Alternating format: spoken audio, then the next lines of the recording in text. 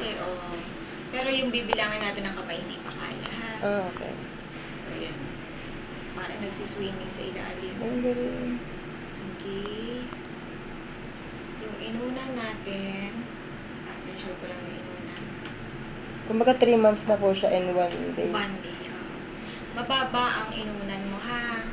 So, Ano ibig sabihin po nun, ma'am? yung itong inunan, yun yung inunan natin.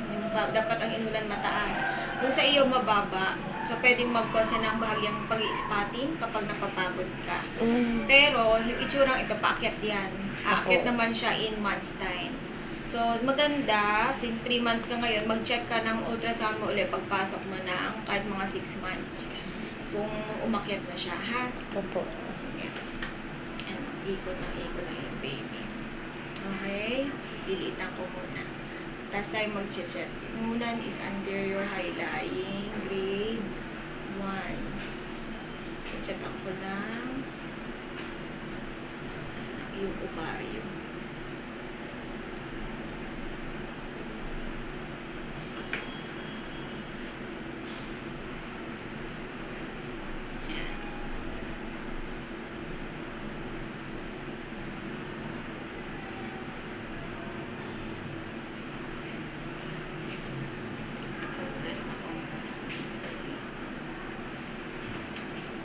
So, ovary sa right side, normal.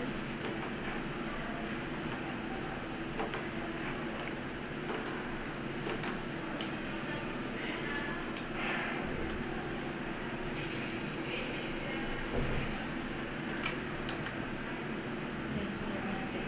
Yan.